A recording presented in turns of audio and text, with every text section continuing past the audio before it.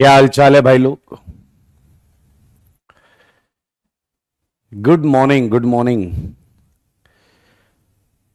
Prasoon, God bless you. Ram Ram ji. आ जाइए, स्वागत है आप सबका।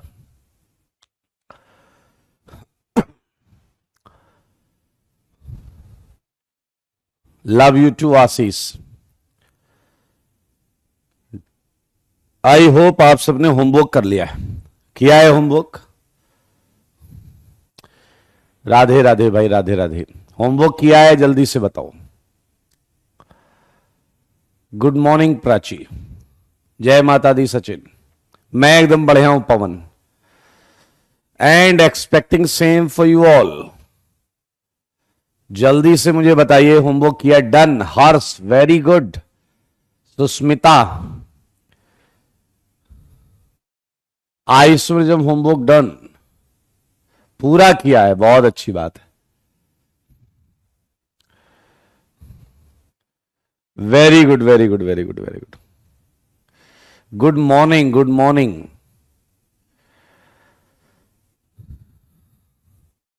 साहित्य, चलिए उसे करने का प्रयास करिएगा।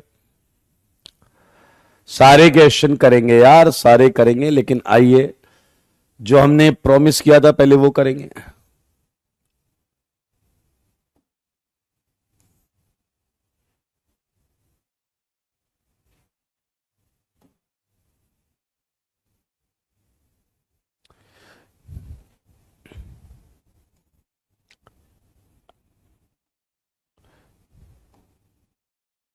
क्या हो रहा है इसमें?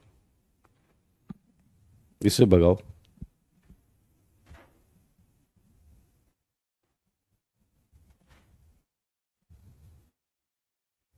क्या?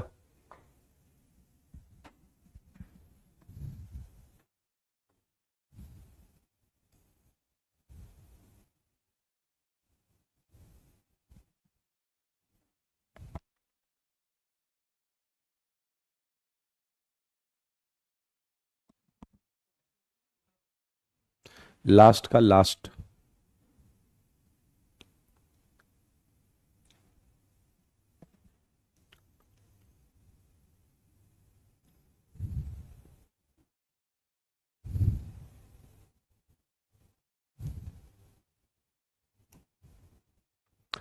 बॉन्ड लेंथ के क्वेश्चन तो कर लिए थे हमने। रोशन कह रहा है क्या क्या करे, जो बोला जा रहा है वो करो, बस दिमाग ना लगाओ। होमवर्क नहीं हो पाया, ये तो गलत बात है। ये स्क्रॉल करो नीचे।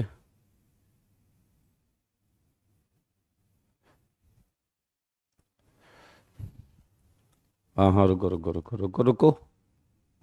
ऊपर। और और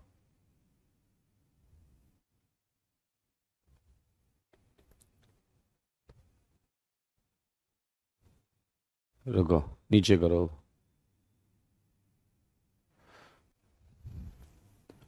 और करना। ठीक है, और नीचे। यहां से। ये जो है ना, हाँ, यहां से आगे की लो। एक, दो, तीन, चार, पाँच, और ये भी। हम्म। जहां से बताया वहीं से लगाना।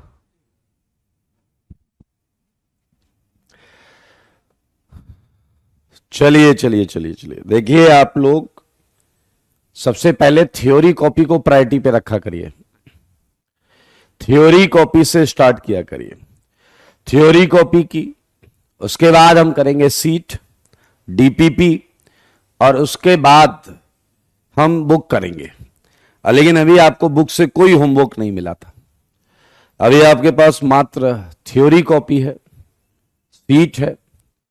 सही है यार। ऑर्गेनिक का होमवर्क जो है, वैसे भी अगर आप ध्यान से देखो तो 5-10 मिनट में तो तुम्हारा आइसोमेरिज्म का हो गया होगा।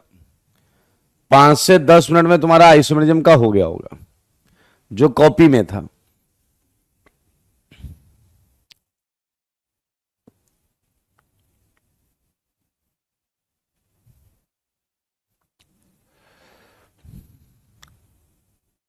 सब जोड़ दिया आपने। चलिए आइए स्टार्ट करते हैं। अभी अभी अभी कोई बुक नहीं है, बाद में बता देंगे, पहले देखो हीट ऑफ हाइड्रोजनेशन के क्वेश्चंस थे मेरे भाई। हीट ऑफ हाइड्रोजनेशन का ये क्वेश्चन अगर आप इसे ध्यान से देखें तो इसका आंसर क्या आएगा? 3 2 1। इसका भी आएगा 3 2 1 और इसका क्या आएगा 2 1 और इसका क्या आएगा 2 1। क्या आपको याद है नंबर ऑफ पाई बॉन्ड? 1 पाई, 2 पाई, 3 पाई, 1 पाई, 2 पाई, 3 पाई। जितना ज्यादा पाई बॉन्ड होगा उतना ज्यादा हीट ऑफ हाइड्रोजनेशन होगा। अगर आप ध्यान से देख पा रहे हैं तो ये देखिए, अरे ये वो पाई नहीं है यार, मतलब लिखने को लिख देते हैं लिखने को लिख देते हैं। चेक करिए, इन 4 में तो डाउट नहीं है किसी को?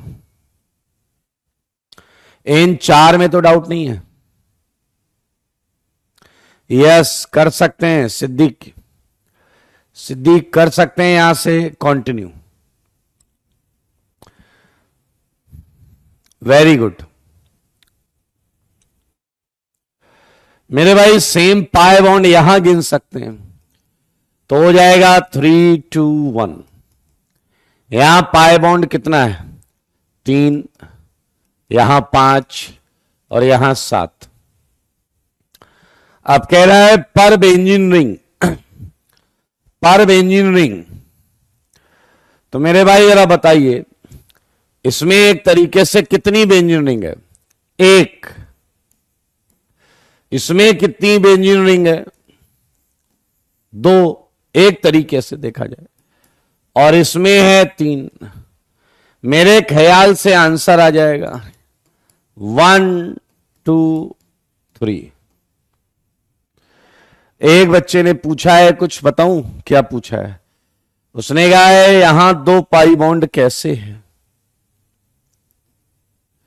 अब इसे क्या बताएं कि CHO जो होता है, CHO जो होता है बेटा वो ये होता है, देखो C डबल बॉन्डो H। तो इसमें एक पाई बॉन्ड होता है, तो एक पाई बॉन्ड ये है और एक पाई बॉन्ड कार्बन और ऑक्सीजन के बीच में है, इसलिए 2 pi bond. 2 pi bond check कर लो 5 और 6। यस एलिस समझ में आया मुझे। 7th और 8th हम कर चुके थे, 7th और 8th हम कर चुके थे। Love you to Vikas. 9th तो हमको याद है यार, 9th का तो ये ऑर्डर लिखा हुआ है, 9th का ऑर्डर ये लिखा हुआ है, ठीक है। देखो 10th का ये लिखा हुआ है। 11th क्वेश्चन पर मोस्ट इंपॉर्टेंट लगा लो पहले, मोस्ट इंपॉर्टेंट। जरा ध्यान से सुनोगे तो कुछ समझ में आएगा। HOH में था number of pi bond and 1 upon stability.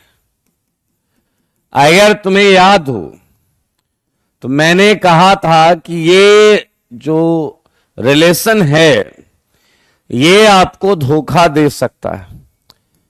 इसी तरीके से हमने HOC पढ़ा था, number of carbon atom and 1 upon stability. सारे लोग देखो, देखो मगर बोर्ड पर, देखो मगर बोर्ड पर। मेरे भाई क्या स्टेबिलिटी डेटा HOS से निकालना सही है या स्टेबिलिटी डेटा HOC से निकालना सही है? याद रखना stability is always decided by HOC। Always मतलब या ऑलवेज की जगह हम लिख सकते हैं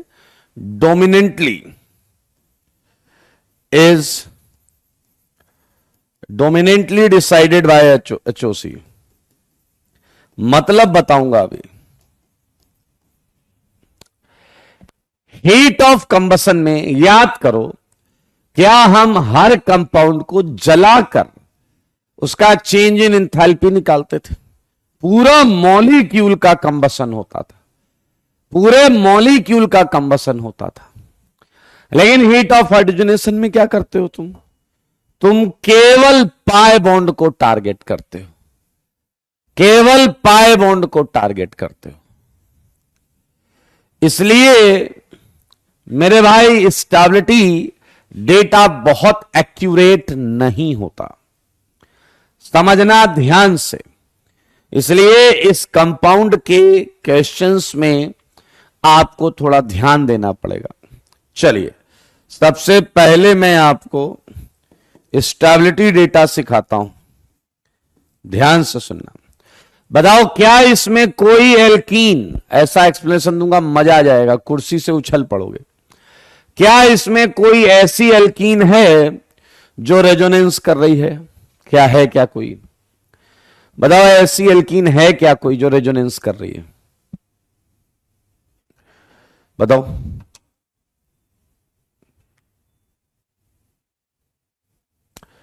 ओके, नहीं है। रौनक, अब्दुल, ओनू, सबका आंसर आ गया। अगर रेजोनेंस नहीं है दोस्त, तो अभी हम क्या चेक करेंगे? Hyper conjugation.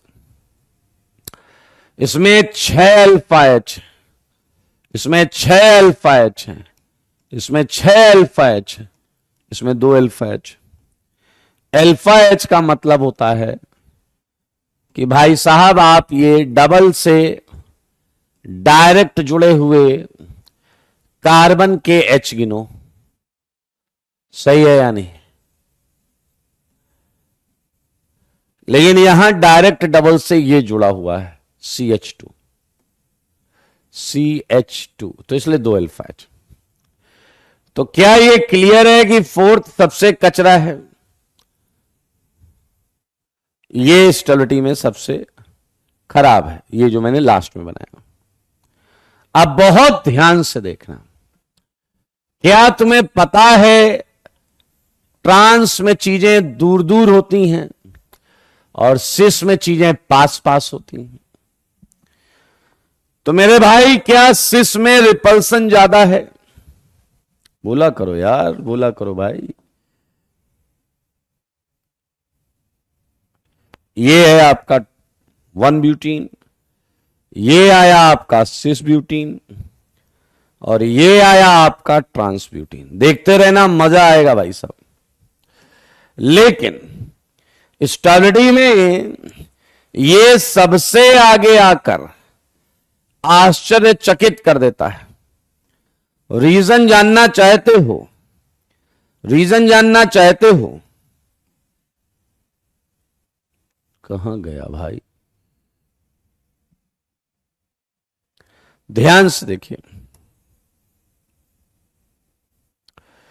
क्या आप इसका रीजन जानना चाहते हैं? ओके।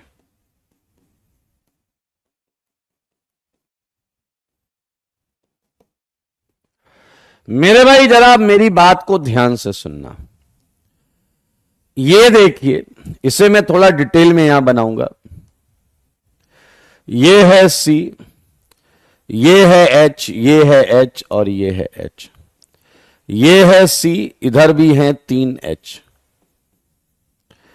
और ये डबल बॉन्ड, ये CH2। क्या तुम ये मानते हो कि इस CH बॉन्ड के इलेक्ट्रॉन हाइपर कंजुगेशन के माध्यम से अपने इलेक्ट्रॉन्स को इस तरीके से डिस्पर्स करते हैं, इस तरीके से डिस्पर्स करते हैं? यार नए स्लाइड पे बनाते हैं, मजा नहीं आ रहा यार, कंजस्टेड सा फील आ रहा है, कंजस्टेड फील आ रहा है, इसलिए नए स्लाइड पे चलते हैं। ध्यान से देखना। ये देखिए HCH, ये C, ये C, H, H, H, CH2। सच बताओ, इस बॉन्ड के इलेक्ट्रॉन्स जो हैं, क्या वो सारे के सारे इस दिशा में डिस्पर्स हुए हैं या नहीं, एंड इस दिशा में डिस्पर्स हुए हैं या नहीं? तो आइसोब्यूटीन में मेरे भाई क्या डायरेक्शनल डिस्पर्जन है या नहीं? फिजिक्स वाला एक्सप्लेनेशन दूंगा, फिजिक्स वाला। आप एज्यूम कर सकते हैं कि इलेक्ट्रॉनिक फ्लो एक वेव पैटर्न को समझ सकते हैं। यहां इलेक्ट्रॉन्स, यहां इलेक्ट्रॉन्स, यहां इलेक्ट्रॉन्स। देखो मगर बोर्ड पर, देखो मगर बोर्ड पर, ये देखो भाई साहब। आइए एक और दिखाते हैं। ये एच, ये एच, ये एच, इधर भी होगा, इधर भी होगा, इधर भी होगा। तो क्या आप ये महसूस कर पा रहे हैं? ये इधर और यहां की वजह से ये इधर। तो अगर इन्हें इलेक्ट्रॉनिक डिस्पर्जन को एक वेव पैटर्न माना जाए तो क्या यहां दोनों वेव्स कंस्ट्रक्टिव इंटरफेरेंस कर रही हैं या नहीं? एक तरीके से we can think in terms of constructive interference, constructive interference, हाँ या ना? और एक तरीके से आप इन दोनों में देख सकते हैं डिस्ट्रक्टिव इंटरफेरेंस।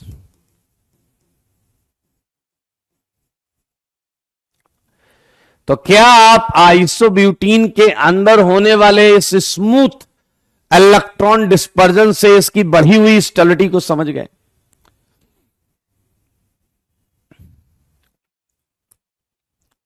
क्या आप मेरी बात समझ रहे हैं?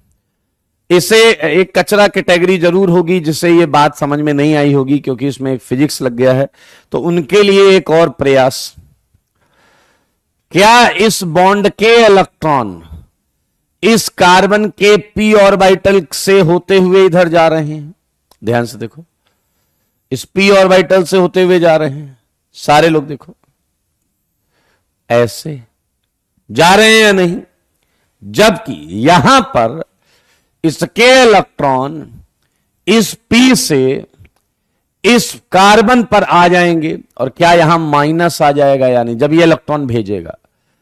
अगर यहां माइनस आ गया तो उस समय ये वाला इलेक्ट्रॉन नहीं भेज पाएगा क्योंकि यहां ऑलरेडी माइनस है।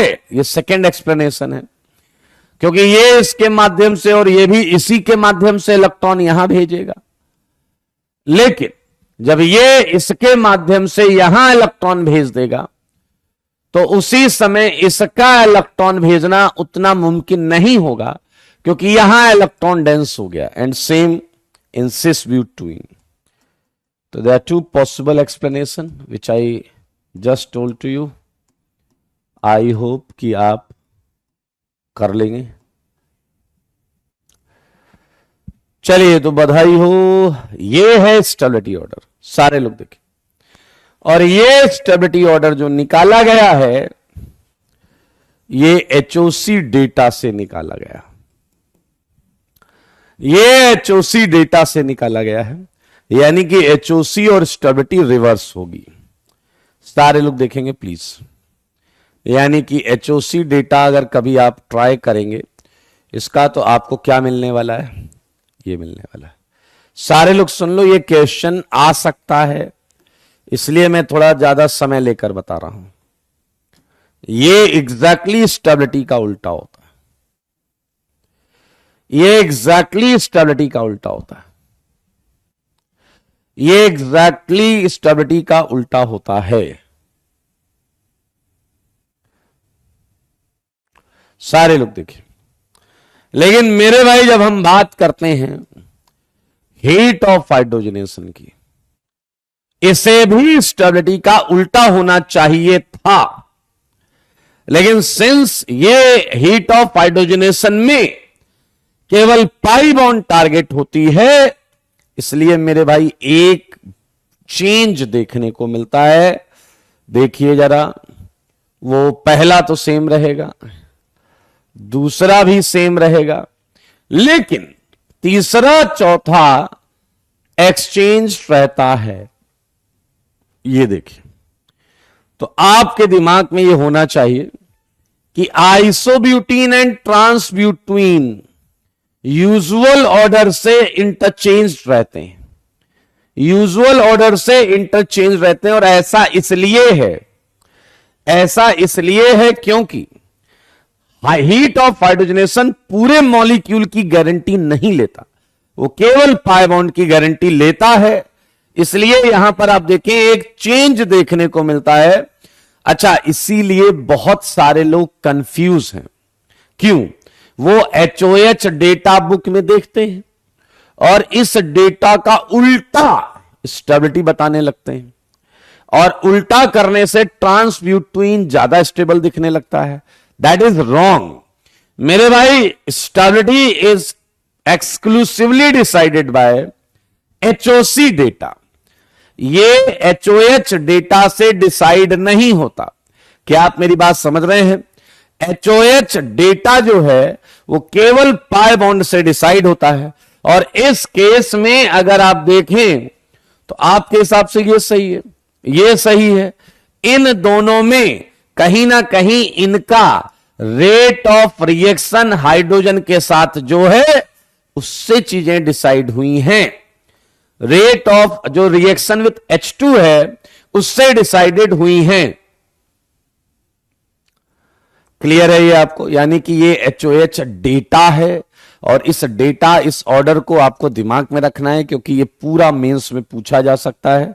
और अगर आपको दिमाग में नहीं होगा तो आपकी वोट लग जाएगी। ये तीनों चीजें मैंने एक साथ लिख दी हैं ताकि आपको कोई कंफ्यूजन ना रहे।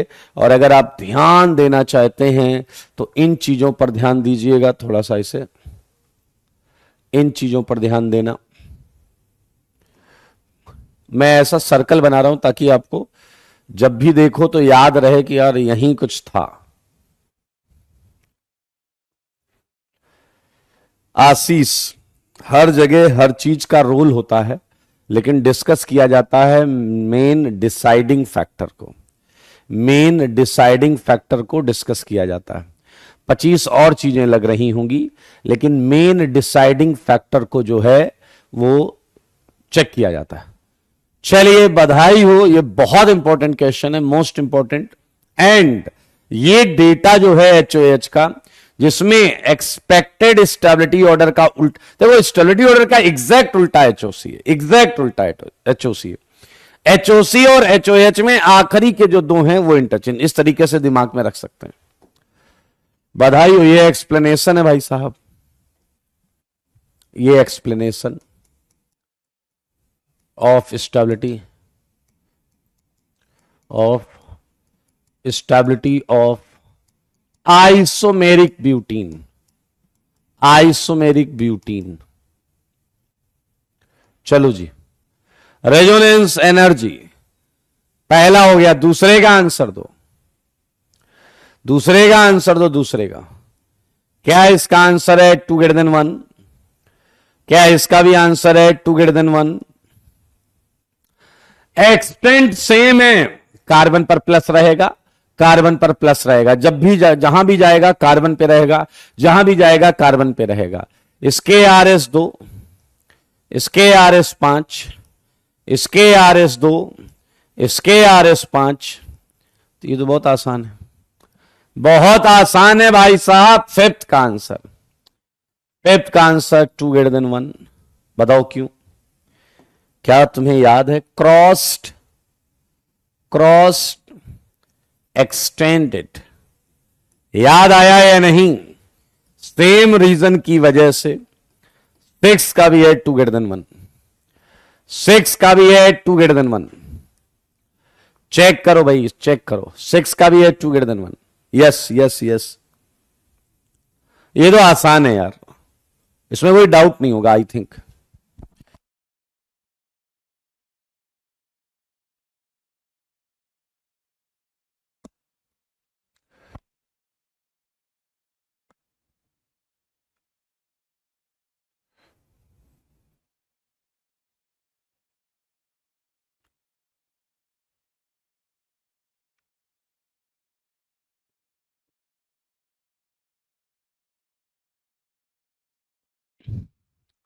आयुध, वही एक्सटेंडेड क्रॉस जब मिलेगा तभी लगाएंगे, जब एक्सटेंडेड एंड क्रॉस मिलेगा तभी लगाएंगे।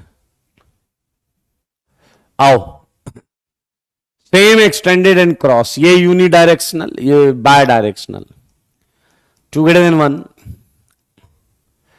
एट्थ का आंसर आप बता दो, एट्थ का आंसर आप बता दो, एट्थ का आंसर आप बता दो।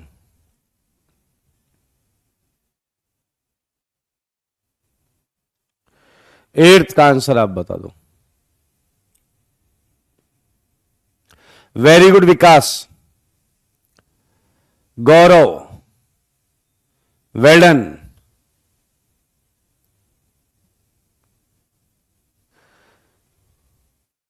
Very good, very good, very good. 2-3 answer सही हैं, बस 2-3 आंसर सही हैं। चलिए मैं आपको बताता हूं, मुझे बताना है एक बात कि फिफ्थ में ये जो कंपाउंड लिए हो, ये सेम कंपाउंड है या अलग अलग, बस इतना बता दो। फिफ्थ में जो ये दो कंपाउंड हैं, ये सेम है या अलग अलग?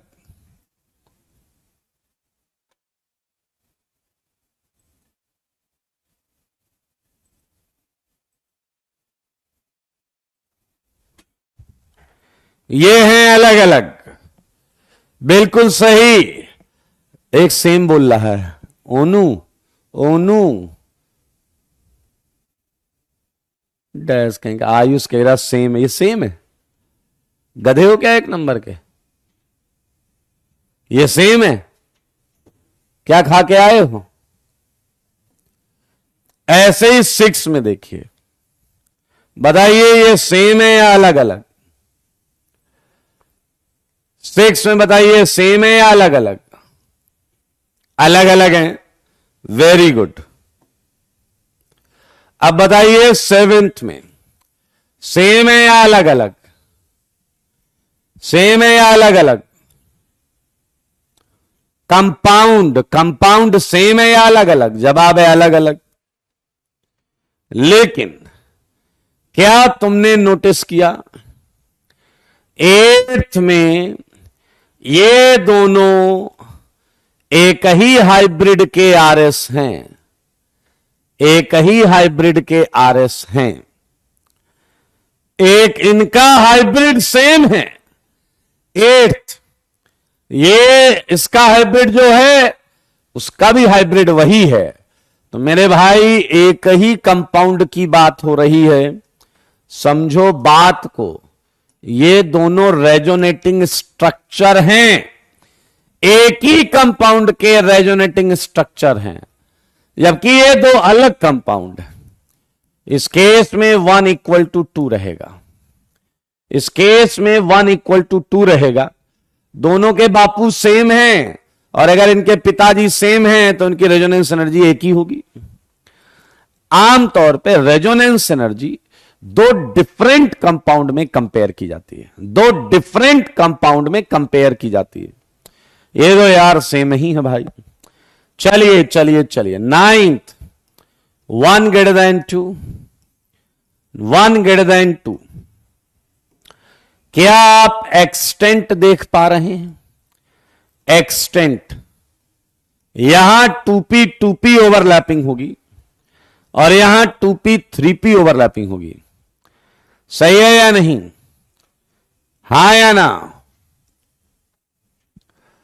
प्रिंस, आप प्लीज रेजोनेंस एनर्जी की एक बार डेफिनेशन देख लें, एक बार रेजोनेंस एनर्जी की डेफिनेशन देख लें। आयुध, आप भी, आप एक बार रेजोनेंस एनर्जी की डेफिनेशन देखेंगे, आप तुरंत एहसास करेंगे कि आप कितने चुनिंदा क्वालिटी के।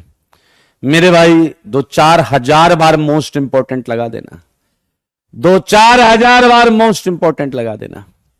ये क्वेश्चन नंबर 10th ये आ जाएगा पेपर में भाई साहब, ये मैं कह रहा हूं कूद के आएगा एकदम से, समझना। जवाब बहुत इंपॉर्टेंट है इसका। इसका जवाब है 3 1 2, 3 1 2। मैं एक सेकंड में आपको बता सकता हूं ऐसा क्यों। जरा ध्यान से सुनो। सल्फर के पास एक कमाल चीज है, सल्फर इलेक्ट्रॉन देकर भी रेजोनेंस कर सकता है एंड इलेक्ट्रॉन लेकर भी रेजोनेंस कर सकता है ना मजेदार। सल्फर इलेक्ट्रॉन देकर भी रेजोनेंस कर सकता है और लेकर भी। यस रौनक, डी ऑर्बिटल है ओनू, वेरी गुड, ओनू ने इस बार दिया है सही जवाब। ओनू तुम्हारे नाम से एम हट गया है क्या? एम हट गया हो मुझे लग रहा है ऐसा, या एस हट गया है। मोनू हो सकता है, सोनू हो सकता है, बट ओनू क्या है?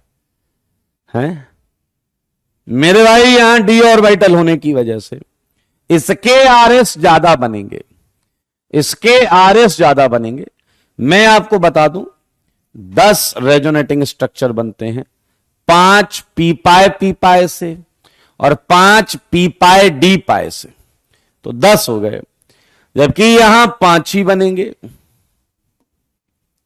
यहां 5 ही बनेंगे और यहां 5 बनेंगे। समझ में आया या नहीं? यहां भी 5 बनेंगे और यहां भी 5 बनेंगे। यस, हर्ष कह रहे हैं ये ओनू। ओनू क्या है? ये ओनू, ओनू नाम है वे, जैसे तुम्हारा हर्ष है वैसे किसी का नाम ओनू है। ओके मेरे भाई जरा ध्यान से देखिए। Yes Raunak, you are right. तुम लोगों का ऐसा डाउट तो नहीं? एक गधा मेरे से पूछता है कि सर ये कंपाउंड क्या 5 रुपए का आता है? मैंने कहा मतलब?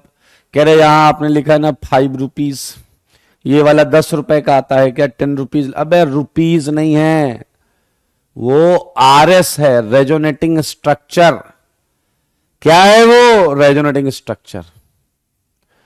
क्या है वो? Resonating structure.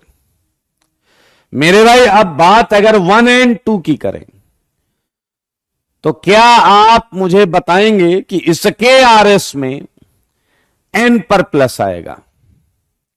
इसके आरएस में जब आरएस बनाओगे तो नाइट्रोजन पर प्लस आएगा और इसके आरएस में ऑक्सीजन पर प्लस आएगा, हाँ या ना? तो अब आप समझ लीजिए कहां ज्यादा कंफर्टेबल हैं। बताओ, इसके आरएस में एन पर प्लस और इसके आरएस में ऑक्सीजन पर प्लस। तो मेरे भाई नाइट्रोजन पर प्लस वाला बेहतर कंडीशन होगी, हाँ या ना? वेल डन वैभव, क्या बात की है। तो आई थिंक ये बहुत इंपॉर्टेंट है दोस्त, प्लीज लिसन। और एक बात बताता हूं, अगर आईआईटी में जाकर धमाल मचाना चाहते हो, बढ़िया रिजल्ट लाना चाहते हो अच्छी रैंक के साथ, तो जैसे ये क्वेश्चन लिखा और ये ऑर्डर लिखा, अगर केवल इतना लिख लिया है तो तुम चुनिंदा क्वालिटी के महाडैश हो। आपको क्या करना होगा, आपको एक एक बात यहां डिटेल में लिखनी होगी कि ये है, इसका नाम है थायोफीन। थायोफीन के ज्यादा आरएस होते हैं 10। ये ऐसा है क्योंकि 5 पीपाए से हैं, 5 पीपाए डीपाए से हैं। ये पूरी कहानी लिखो, केवल ऐसा लिख के नहीं होगा, कहानी भी सुनानी पड़ेगी खुद को, अपने आप को अपनी कॉपी में डिटेल में लिखना। समझ में आया या नहीं, हाँ या ना? शिवम कह रहे हैं क्वेश्चन 9 में क्यों नहीं लगा? ये बड़ा अच्छा प्रश्न है इनका। इन्होंने कहा क्वेश्चन 9 में ऐसा क्यों नहीं लगा, वाई? समझ रहे हैं आप मेरी बात? इनका प्रश्न देख लीजिए मेरे भाई, एक बड़ी इंटरेस्टिंग चीज है। सीएल का पी पाए डी पाए, सीएल का, इनका बड़ा अच्छा प्रश्न है, पूरी केमिस्ट्री में नोटिस करना। सीएल का पी पाए डी पाए केवल आयंस के केस में इफेक्टिव होता है। Ions like CCl3 minus, like CCl3 minus. अरे भाई सुन लो ना यार, यहां 10 रुपये 10 RS लिखा हुआ है, इसका मतलब ये थायोफीन है, इसका नाम है, नाम लिख देता हूं मैं, थायोफीन। थायोफीन जो है इसके 10 RS होते हैं, 5 होते हैं पीपाए से और 5 होते हैं पीपाए डीपाए से। ये है फ्यूरन, फ्यूरन। इसके 5 ही होते हैं पी पाए से। ये है पायरोल, इसके 5 ही होते हैं पी पाए से। इसके 5 आरएस में से कुछ आरएस में नाइट्रोजन पर प्लस होगा, इसके 5 आरएस में से कुछ आरएस में ऑक्सीजन पर प्लस होगा। तो नाइट्रोजन पर प्लस वाले आरएस ज्यादा स्टेबल होंगे, ज्यादा कंट्रीब्यूट करेंगे, ज्यादा रेजोनेंस एनर्जी। बस खत्म। कौस्तुभ कह रहे हैं आज मेरे आंसर रॉन्ग हो रहे हैं, बधाई हो, मतलब आज आप बहुत ज्यादा सीख रहे हो। चलिए चलिए चलिए, 11th is a very good question. 2 greater than 1, 2 greater than 1। क्या आपने देखा, यहां 6 पाई इलेक्ट्रॉन्स हैं इन 5p ऑर्बिटल्स, इन 5p ऑर्बिटल्स, जबकि यहां आप 6 pi electrons in 6p orbitals देख रहे हैं, इन 6p ऑर्बिटल्स देख रहे हैं। क्या आप मेरी बात समझ पा रहे हैं? 6 pi electron 5p orbital and 6 pi electron 6 pi p orbital. कहां ज्यादा डिस्पर्जन होगा? कहां ज्यादा डिस्पर्जन होगा? 6 इलेक्ट्रॉन जब 6p ऑर्बिटल में जाएंगे। 12th तो सबको पता है यार, 4 3 2 1। कोई मुझे 12th का एक्सप्लेनेशन बता दे, मान जाऊंगा। 12th का एक्सप्लेनेशन बता दो। एक पूछ रहा है 6p कैसे आया, बेंजीन में 6p ऑर्बिटल कैसे आया? दोस्त मैं नहीं बता पाऊंगा, क्षमा चाहूंगा मैं।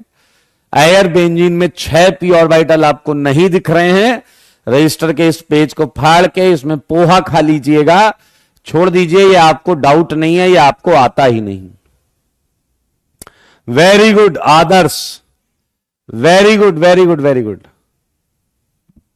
Very good Raunak. यहां 2 आरएस थे, यहां 3, यहां 4 और यहां 5 आरएस थे। नंबर ऑफ आरएस से very good Sameer, very good very good very good. 13th का आंसर अंधा टटोल कर बता दे। 2 greater than 1।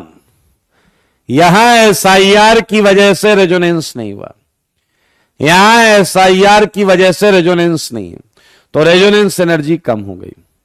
एंड सिमिलरली अगर आप देखोगे तो 14th का आएगा 1 greater than 2, क्योंकि मेरे भाई नाइट्रोजन ने जो इलेक्ट्रॉन दिए हैं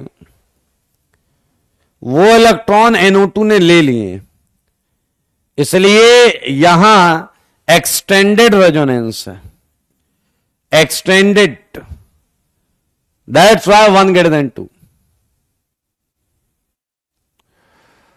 आशुतोष कह रहे हैं मैं आंसर देता हूं तो नाम 1-2 का ही क्यों लेते हैं? आप अकेले हो सकते हैं, लेकिन मेरे लिए यहां पे बहुत सारे लोग हैं। स्क्रीन में आंसर बहुत तेज भागते हैं तो मैं सबका नाम नहीं पढ़ सकता। निशाना चूक गया। Very good Pankaj, you are right.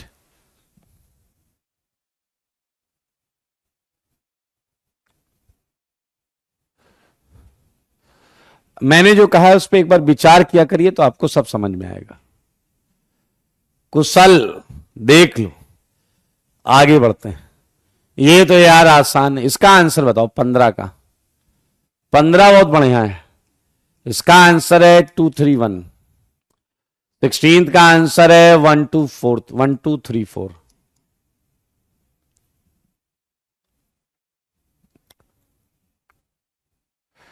Shaurya इधर देखो मेरे भाई, अगर आप देखो यहां एक बेंजीन है, यहां 2 इंडिविजुअल बेंजीन है, 2 इंडिविजुअल, एक ये। लेकिन क्या आप महसूस कर रहे हैं ये शेयर्ड है? क्या आप महसूस कर रहे हैं ये डबल बॉन्ड शेयर्ड है? ये डबल बॉन्ड शेयर्ड है, जबकि यहां आप देख सकते हैं इंडिविजुअल बेंजीन है। क्या आपको याद है हमने बेंजीन की रेजोनेंस एनर्जी निकाली थी? 36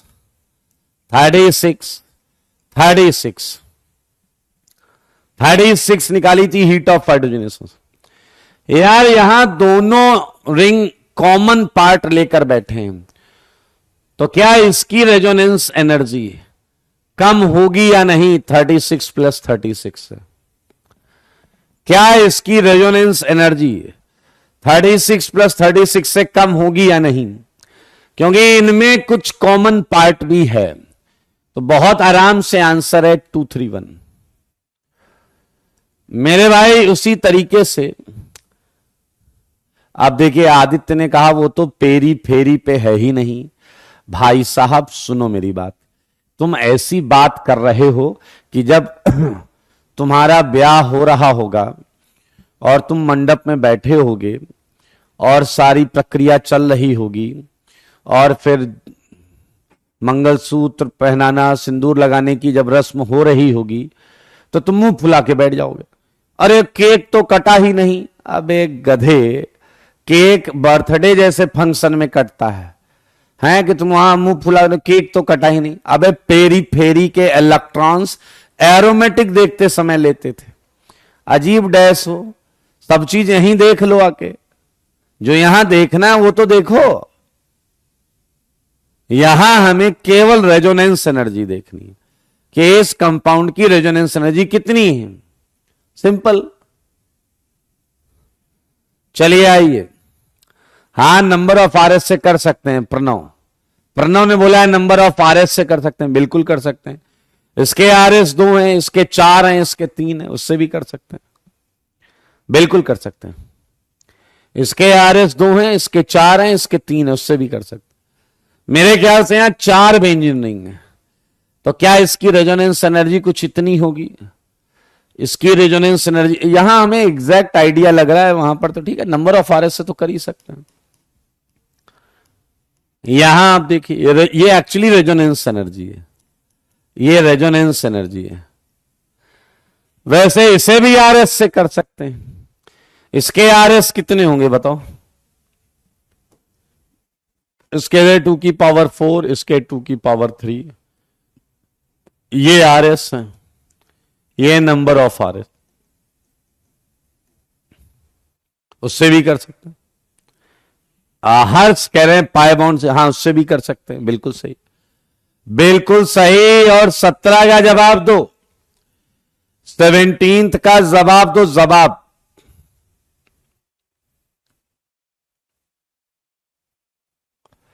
बताओ, जल्दी बताओ। कुशल, आप रिकॉर्डिंग दोबारा देख लेना, तिबारा देख लेना, तो 3 बार बता दूंगा मैं आपको, क्या दिक्कत है?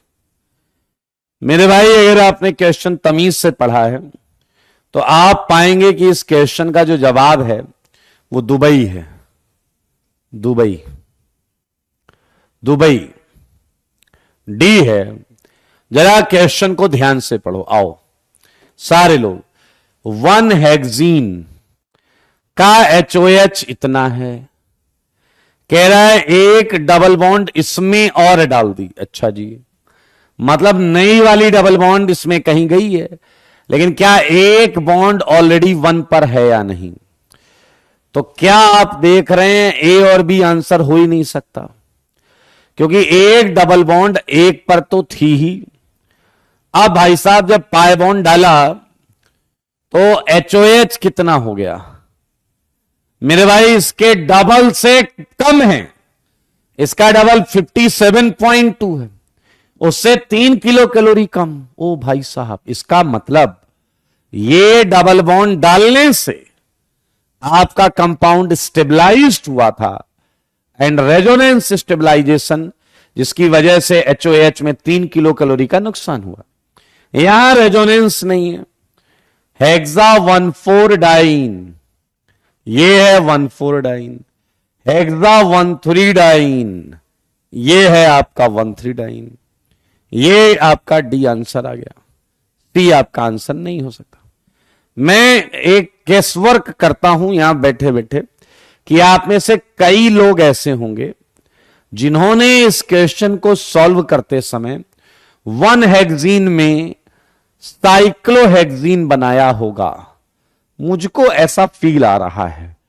तुम लोग चुनिंदा क्वालिटी के हो, तुम लोग चुनिंदा क्वालिटी के हो, तो 1 हेक्सीन में साइक्लोहेक्सीन कितने लोगों ने रिंग बनाई थी? बस वो कंफर्म करें कि उन्होंने बनाया था। हां, अब्दुल ने बनाया था, सुमित ने बनाया था, और आदित्य ने बनाया था। सुमित कह रहे हैं आपको पता कैसे चला? विकास ने बनाया है, आयुध ने बनाया है, हे भगवान, राहुल ने बनाया है। देखा देखा देखा देखा बेटा, तुम मेरे सामने भी नहीं बैठे हो, फिर भी तुम्हारे मन की बात पता कर ली मैंने। आर्यन ने बनाया है, शुभम ने बनाया है, अभय ने बनाया है, शुभम आ गया, सीतू ने बनाया है। ओके,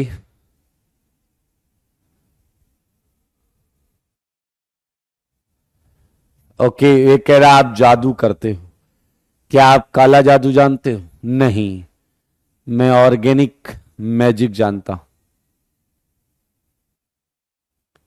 एक कह रहा थॉट तो आया था लेकिन चेंज हो गया था। एक कह रहा सी क्यों नहीं हुआ? क्योंकि सी आप है। अरे रेजोनेंस नहीं है, बेकार की बात कर रहे हो मेरे भाई। इसमें अगर ये कंपाउंड होगा तो इसका HOH इसके डबल के आसपास आएगा, इसका HOH इसके डबल के पास आएगा, 57.2 के आसपास। और ये डबल, ये वैल्यू कम आ रही है, कम आ रही है, मतलब जो कंपाउंड है वो रेजोनेंस स्टेबलाइज्ड है। हां, सी का मतलब आपने बिल्कुल सही समझा, आप सी हैं मतलब आप क्यूट हैं। यस यस प्रवीण, आप क्यूट हैं, समझ तो तुम गए हो। हां, क्यूट हो तुम।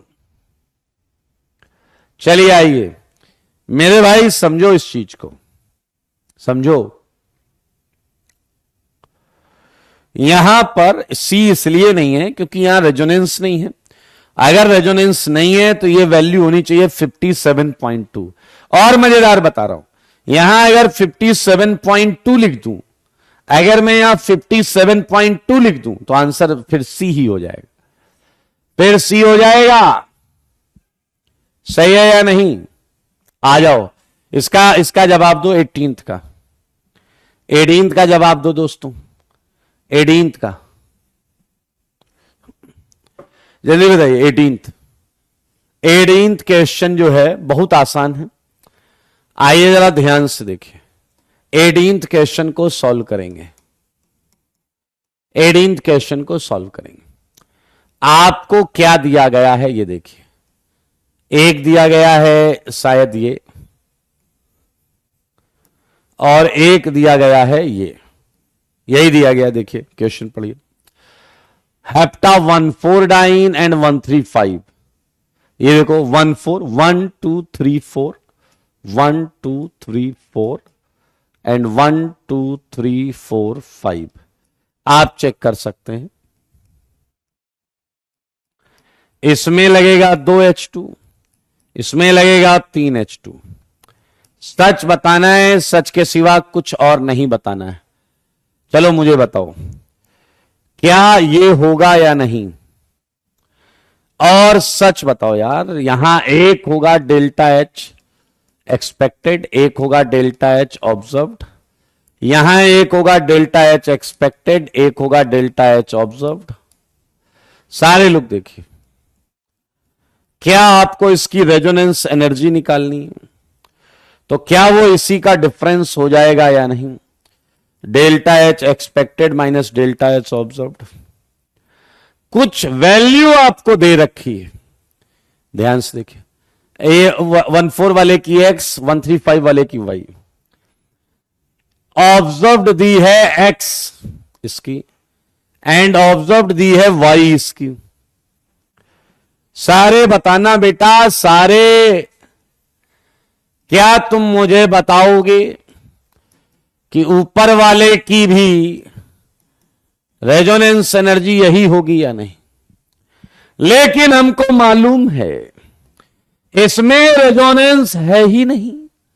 अगर इसमें रेजोनेंस नहीं है तो मेरे भाई क्या तुम्हें एक्सपेक्टेड वैल्यू पता है?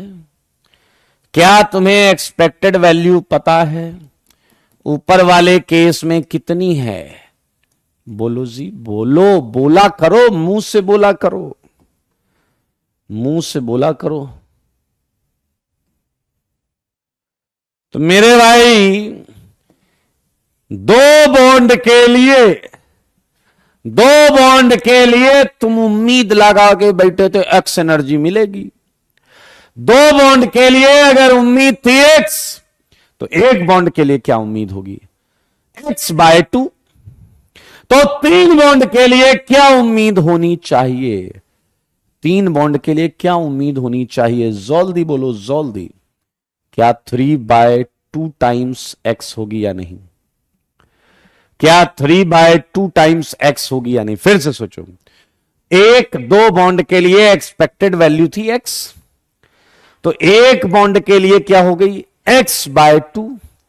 तो तीन बॉन्ड के लिए क्या हो जाएगी? 3/2x। तो आओ बच्चों, तुम्हें बताएं, क्या ये जवाब आया है या नहीं? मेरे सवालों का जवाब दो।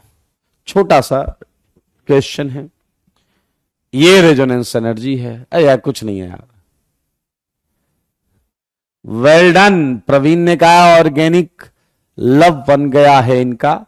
और अभी तो मैकेनिज्म आएगा, बिल्कुल सही, एकदम ऑर्गेनिक के प्यार में एकदम डुबो देंगे हम आपको। बिल्कुल करेक्ट आया आयुष, वेल डन। आयुध वेल डन। एक मजेदार चीज नीरज के कमेंट को सुनिए। क्वेश्चन में सर शायद एक्सपेक्टेड दी थी। कभी भी क्वेश्चन में डेटा जो होता है वो ऑब्जर्व डेटा ही होता है, एंड आराम से आप देख सकते हैं। चलिए, बॉन्ड एनर्जी, क्या तुम लोगों ने तमीज से किया था या नहीं?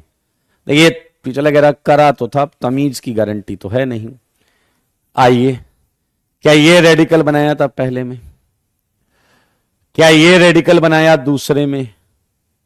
देखो देखो, ये फर्स्ट, ये सेकंड। क्या ये रेडिकल बनाया थर्ड में? ये थर्ड। हाँ, और चेक कर लेते हैं, फोर्थ। ये रेडिकल बनाया फोर्थ में। फिफ्थ में ये रेडिकल बनाया। बताओ, सब स्टेबिलिटी ऑर्डर निकालते हैं पहले। स्टेबिलिटी ऑर्डर बताओ। स्टेबिलिटी ऑर्डर क्या है? सबसे अच्छा कौन है?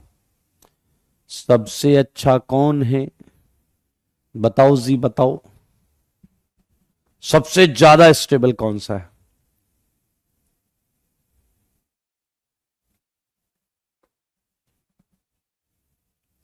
Well done. सबसे बढ़िया ये है फोर्थ। ये अच्छा क्वेश्चन हो गया। फर्स्ट एंड फोर्थ में ध्यान से देखो। फर्स्ट एंड फोर्थ में ये डॉट यहां आएगा और CH3 का हाइपर कंजुगेशन ऐसे जा रहा है, यानी कि एक तरीके से रेडिकल बच रहा है उससे, जबकि यहां रेडिकल को मिल रहा है। तो ध्यान से देखें, स्टेबिलिटी ऑर्डर में फोर्थ टॉप कर गया, उसके बाद नो डाउट फर्स्ट है। फर्स्ट आ गया, ये 2 डिग्री था, ये भी 2 डिग्री रेजोनेंस था, ये 1 डिग्री रेजोनेंस है। तो उसके बाद आएगा सेकंड के बाद आएगा फिफ्थ सबसे कचरा थर्ड है। तो क्या इसका उल्टा बॉन्ड एनर्जी आ गया या नहीं? बॉन्ड एनर्जी का आंसर बता दो। सेकंड का बॉन्ड एनर्जी आंसर क्या है? 3, 5, 2, 1, 4। Check it. एलिस कह रहा वो रेजोनेंस करके 3 डिग्री। हाँ ठीक है, ये भी बोल सकते हैं। Alice, you are right. ये बॉन्ड एनर्जी, इसका उल्टा ऑर्डर है। पांचवें में और थर्ड में नहीं नहीं कोई डाउट नहीं है, तुम बेवकूफ हो। डबल बॉन्ड पर डॉट हो या प्लस हाईली अनस्टेबल, डॉट हो या प्लस हाईली अनस्टेबल। बस भाई साहब ये तो खत्म हो गया। क्या ये रेडिकल बनाया तुमने?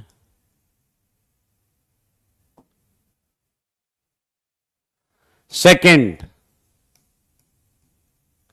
क्या ये रेडिकल बनाया तुमने? थर्ड, क्या ये रेडिकल बनाया तुमने? फोर्थ, क्या ये रेडिकल बनाया तुमने?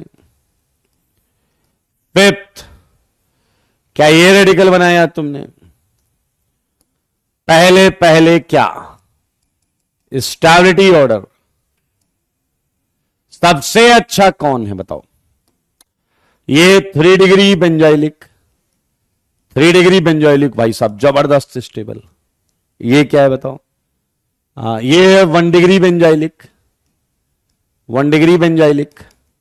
ये है 1 डिग्री, ये है आपका 2 डिग्री। ये तो कचरा है, कचरा लिख दे रहे हैं, डबल बॉन्ड पर डॉट है। तो भाई साहब सबसे बढ़िया हो गया नंबर 3 ना, 3, ये थर्ड है। उसके बाद कौन आएगा? फर्स्ट। उसके बाद कौन है? ये वाला कौन सा था? फोर्थ। फोर्थ के बाद कौन है? हाँ सेकंड। सेकंड के बाद कौन है? Fifth. Check it. 3 1 4 2 5। Very good Ashish. तो अब इसका बॉन्ड एनर्जी ऑर्डर क्या आएगा? Bond energy order 5 2 4 1 3। चेक कर लो भाई साहब। सेकेंड डिग्री ज्यादा स्टेबल नहीं होगा बेटा, ये 1 डिग्री रेजोनेंस है, 1 डिग्री के साथ रेजोनेंस है। आप देखिए सबसे पहले रेजोनेंस, फिर हाइपर कंजुगेशन, फिर इंडक्टिव। यहां 3 डिग्री रेजोनेंस, यहां 1 degree resonance. Resonance is important factor. सुनोगे है नहीं तुम लोग, गधे की तरह बोलते रहोगे। ये रेडिकल रिंग के साथ रेजोनेंस कर रहा है। बेंजाइलिक का मतलब जानते हो क्यों लिखा है? 3 डिग्री बेंजाइलिक रेजोनेंस है, 1 डिग्री बेंजाइलिक रेजोनेंस है। समझ में आया होगा I think. Well done Anushka, same answer, बहुत अच्छे।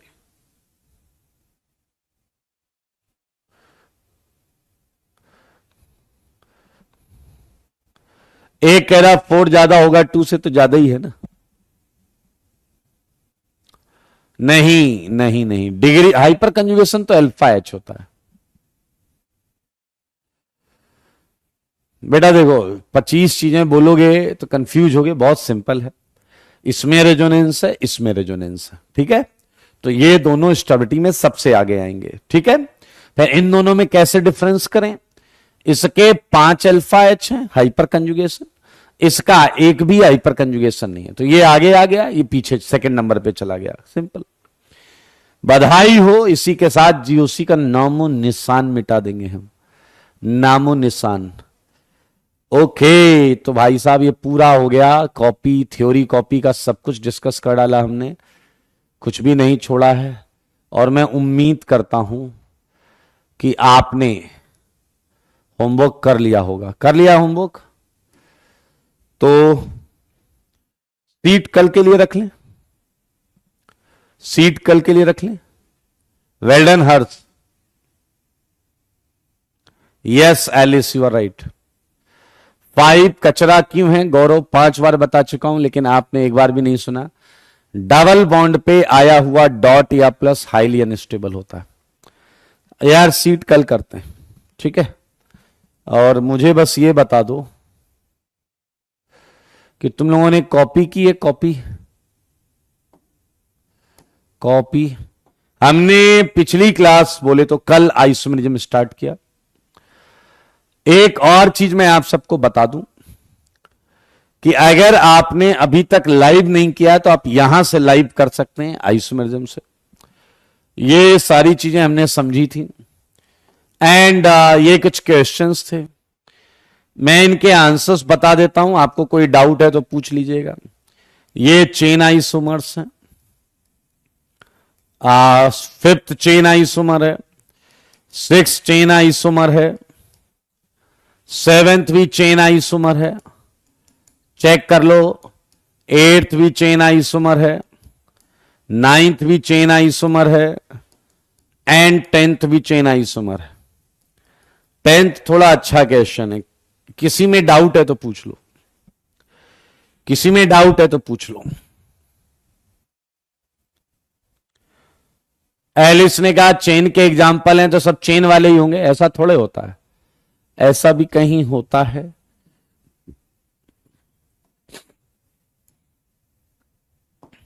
आइए एट्थ क्वेश्चन देखते हैं, लोगों ने एट्थ पूछा है। मुझको ऐसा लगता है कि एट्थ में 4 की चेन है एंड दूसरे वाले में 6 की चेन है, इसलिए ऐसा हो गया। सही है या नहीं? एक नाइन्थ में डाउट पूछ रहा है, मुझे तुम पर डाउट है, तुम्हें नाइन्थ में डाउट, मुझे तुम पर डाउट, टू मच फन। 1 2 3 4 1 2 3 4 5 6, सही है या नहीं? ये चेन आइसोमर्स। मेरे भाई जरा ध्यान से देखो, बात करेंगे क्वेश्चन नंबर 10 की। यहां भी 5 की चेन दिख रही है, मेन चेन, यहां भी मेन चेन 5 की दिख रही है। सारे लोग ध्यान से सुनो, मेन चेन 5 की है। कई लोग कह रहे हैं ये पोजीशन होगा, नहीं, पोजीशन किसकी चेंज हुई है ये आपको नहीं पता। पोजीशन यहां इथाइल है, यहां 2 मिथाइल है, यहां इथाइल है, यहां 2 मिथाइल है। एकदम धैर्य रखो, टेंशन मत लो। क्या मेन चेन सेम आई है या नहीं, बस ये बता दो। Very good Anushka, very good. अगर मेन चेन सेम है तो मैंने कहा था साइड चेन की लेंथ देखना, साइड चेन की लेंथ देखना, साइड चेन की लेंथ देखना। अगर आप ध्यान से देखो तो साइड चेन यहां पर 2 कार्बन की है और जबकि यहां 1 कार्बन की है। ये 2 कार्बन की साइड चेन और ये 1 कार्बन की साइड चेन। दैट्स वाई ये चेन आइसोमर्स है। एक हर से यार how to write molecular formula, तो प्लीज आप इसके लिए अभी 11th चालू होगा या फिर क्या बताऊं आपको, लिटरली मतलब मॉलिक्यूलर फॉर्मूला देखने में प्रॉब्लम हो रही है आपको। ये carbon carbon carbon carbon carbon carbon carbon carbon गिन लिए, उस पर हाइड्रोजन देख लो, 4 बॉन्ड बनाता है, जितनी बॉन्ड दिख रही हैं उसके अलावा हाइड्रोजन होंगे। फिर से सुन लो, मेन चेन सेम होने के बाद हम साइड चेन को निहारते हैं और साइड चेन को निहारते हैं, अगर उसकी लेंथ भी अलग अलग है तो हम बता देते हैं कि भाई साहब वो सही बात है या नहीं। 9th में हेमंत, अच्छा क्या डाउट है हेमंत, कैसे देखे, या 4 की चेन या 6 की चेन?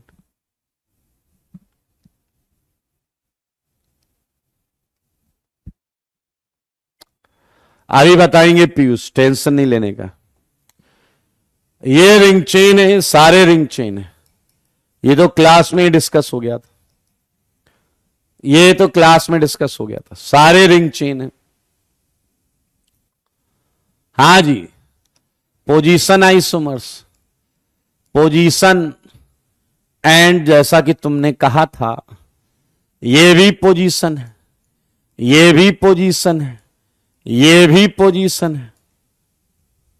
ओ थोड़ा बड़ा लिखा हुआ है, क्या मैं थोड़ा बड़ा हटा दूं? हाँ जी 21 ये भी पोजीशन है। 22 बताओ आप लोग, 22 पोजीशन है या नहीं?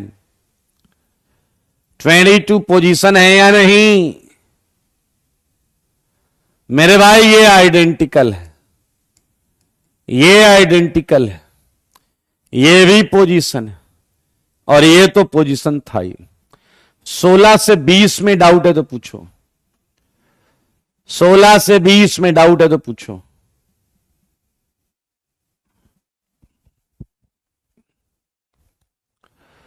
सोलह से 20 में डाउट है तो पूछो।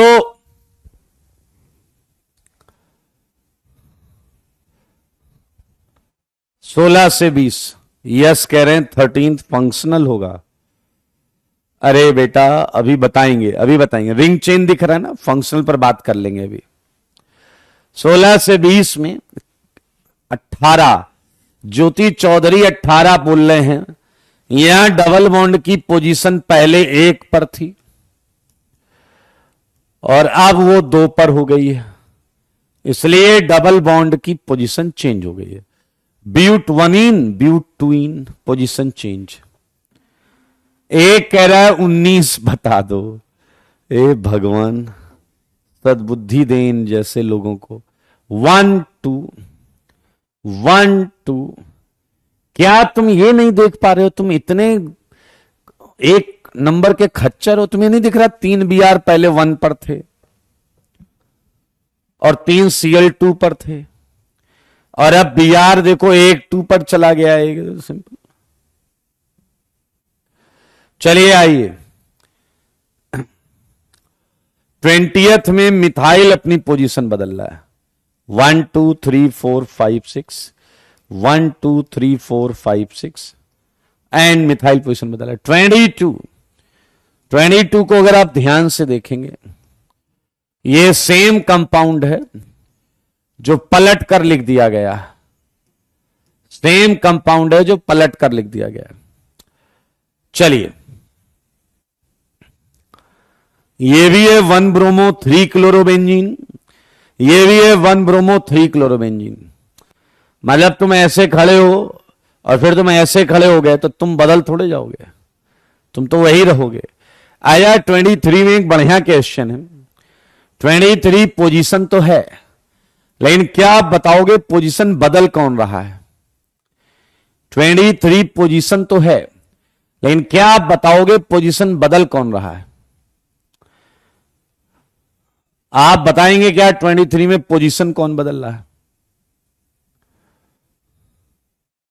बताइए बताइए बताइए। ओके मेरे भाई, अगर आपको ये लगा कि पोजीशन मिथाइल ने बदली है तो आप गधे हैं। पोजीशन ब्रोमीन और क्लोरीन बदल रहा है। पोजीशन ब्रोमीन और क्लोरीन बदल रहा है। 1 2 3 4 5 6 1 2 3 4 5 6। ये देखिए, ये नंबरिंग करने का एक तरीका होता है। पहले भी मिथाइल 1 पर था, अभी भी मिथाइल 1 पर है। पहले ब्रोमीन 2 पर था, क्लोरीन 4 पर था, लेकिन अब आप देखें वो चीज बदल चुकी है। क्लोरीन 2 पर है, ब्रोमीन 4 पर है। ओके, अब अब्दुल बोल रहा है कि 1 नंबर ब्रोमीन को दो। मुझको पता था कि तुम ऐसी डैशपंती जरूर करोगे। सारे लोग ध्यान से देखें। ये है Cl, ये है Br, ये है CS3। मेरे भाई बहुत ध्यान से सुनना, इसमें नंबर यही चलेगा। क्लियर? क्योंकि इसमें साइड चेन को नंबर मिला है 1 2 4। अब बात करेंगे आपके डैश दिमाग की। आपका जो डैश दिमाग है वो ये चाह रहा है कि ब्रोमीन को नंबर 1 दे दो। इसे 1 देंगे तो या तो आप ये गंदगी फैलाओगे, इसमें आपने नंबर दिया 1 2 5, ऐसा देख लो। या फिर ब्रोमीन को नंबर 1 देने के लिए जो आप छटपटा रहे हैं, या तो ब्रोमीन को 1 देकर तुम बीच वाला काम करोगे, या ब्रोमीन को 1 देकर तुम ये किनारे वाला काम करोगे। अब मेरे भाई ये साफ साफ प्रूफ हो गया है कि अकल से ट्रिपल डैश 1 to 4 के आगे ना तो 1 to 5 सही है, ना 136 सही। तो क्या ये गलत हो गया और क्या ये सही हो गया? क्या आप मेरी बात समझ गए? लोवेस्ट लोकेंट रूल चलता है, इसलिए नंबरिंग को तमीज से करें। Lowest locant rule. हां, नाम लिखते समय तो ब्रोमीन को लिखेंगे। ओके, चलिए बधाई हो, हम आगे बढ़ेंगे। 25 पोजीशन आइसोमर्स है। आप देख सकते हैं 4 की ही चेन में मिथाइल पोजीशन बदल रहा है, मिथाइल पोजीशन बदल रहा है। ये भी पोजीशन आइसोमर्स है। 4 की चेन में क्लोरीन ब्रोमीन पोजीशन बदल रहे हैं, हाँ या ना? ये भी पोजीशन आइसोमर्स। एक पाई बॉन्ड अपनी पोजीशन बदल रहा है, एक पाई बॉन्ड अपनी पोजीशन बदल रहा है। एंड 28 भी पोजीशन है, 28 भी पोजीशन है। 6 की चेन में CN पोजीशन बदल रहा है। यहां आपने देखा हो तो चेन 6 की, देख लो भाई, देख लो। 28 तक डाउट है, लॉजिकल तो पूछ लो। 22 में ब्रोमो को फर्स्ट पोजीशन कैसे मिली, ये नहीं आया, प्लीज बता दीजिए। योगेश ने पूछा कि यहां ब्रोमीन को 1 क्यों मिला। वाह बेटा वाह, तुम हो वही जिसमें जौमता है दही। तुम लोग IUPAC सीखना चाह रहे हो अभी, क्या ही बताया जाए भाई साहब। मामला और जमाना बड़ा डैश हो गया। आया, जरा ध्यान से सुनना। अगर यही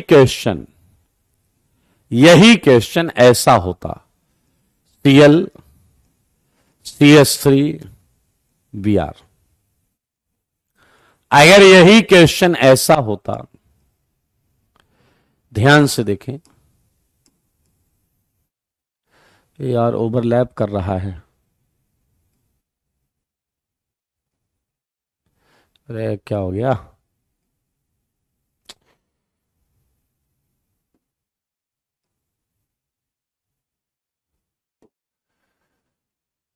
जीवन सफर में रही। अगर ये क्वेश्चन ऐसा आ जाता, बिलीव मी, आप किसी को भी नंबर 1 दो, 1 2 3 4 5 6, तो क्या आता? 1 3 5। आपने Cl को दे दिया 1 2 3 4 5, तो भी क्या आएगा? 1 3 5। आपने मिथाइल को दे दिया तो भी क्या आएगा? 1 3 5। मेरे भाई, जब हर तरफ से नंबर सेम आ रहा हो, इधर से उधर से इधर, हर तरफ से, left right clockwise anti clockwise, तो मेरे भाई हम तब इस कंडीशन में जब ये सारे सेम हो तो हम अल्फाबेटिकल ऑर्डर पर जाते हैं। बी से ब्रोमो एंड इसके 1 को लेते हैं, समझ में आया? लेकिन अगर ये अलग अलग आ रहे हैं तो लोवेस्ट लोकेंट को लेते हैं। समझ में आया? नहीं आया तो 11वीं की क्लास करना। चलिए बधाई हो, इसमें हमने पोजीशन के सारे कर लिए। फंक्शनल, जहां तक मैं देख पा रहा हूं, all are functional, all are functional. Functional सारे हैं, फंक्शनल जितने दिख रहे हैं सब में। यहां पर एसिड है, ईस्टर है, एल्डिहाइड है, यहां ईथर है, यहां एल्कोहल है, यहां फिनॉल है, फिनॉल। सब फंक्शनल आइसोमर है। Very good, very good, very good. All are functional. चले भाई, ये भी भाई साहब फंक्शनल है। यहां nitro nitrite, ketone ether, ester, anhydride, anhydride, ester, ketone and ether, सारे फंक्शनल हैं।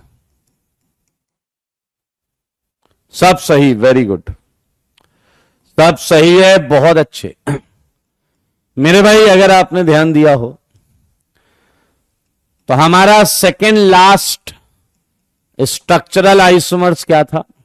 मेटामर्स। क्या था? मेटामर्स।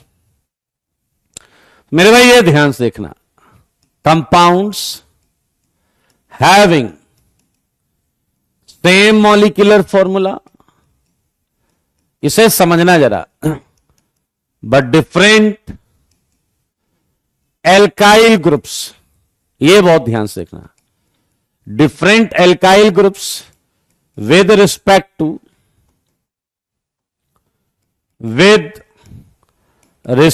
To bivalent group.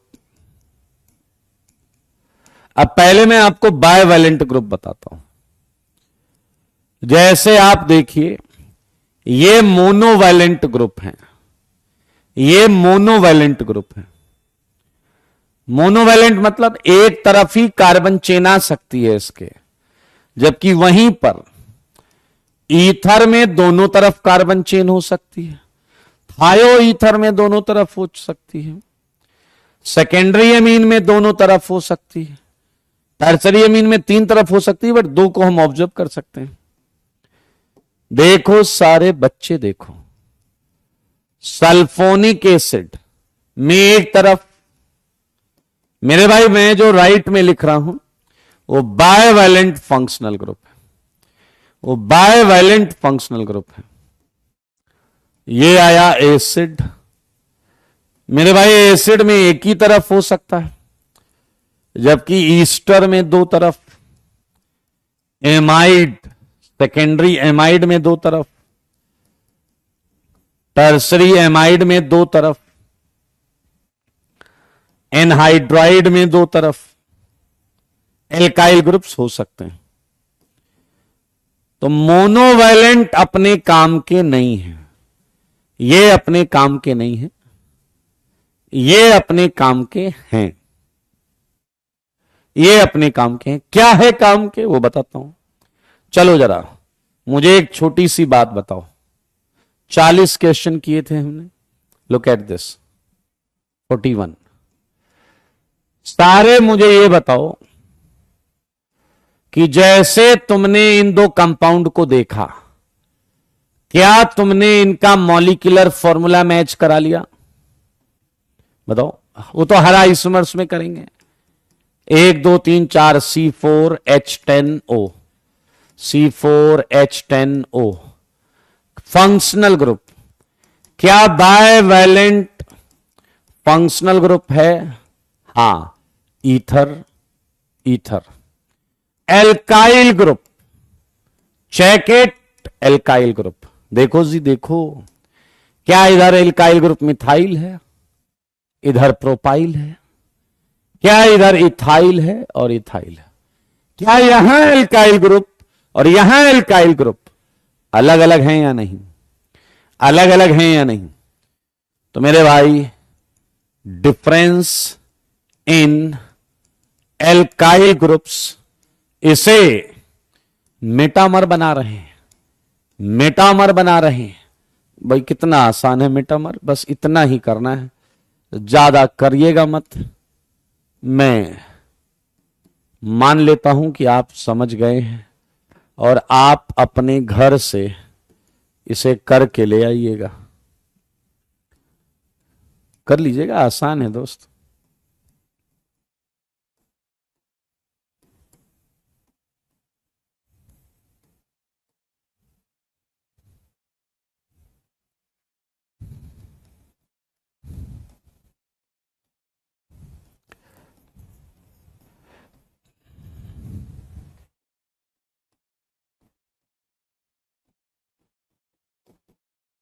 बहुत सिंपल है, आराम से करिएगा।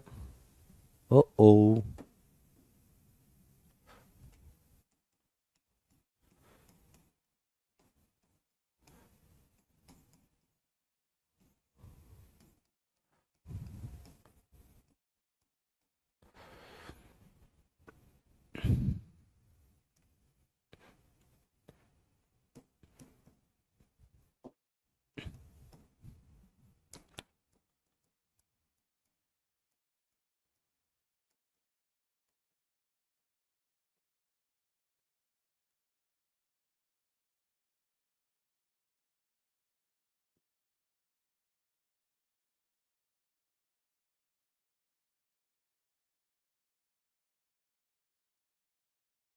चलो भाई, हो गया, ऐसा मान लिया जाता है।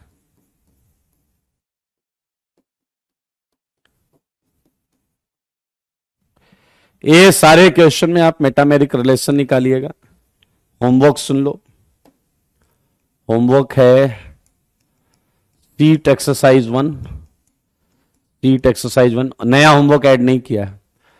And theory copy, theory copy and DPP 1 2। आज के लिए इतना ही, tata bye bye, take care.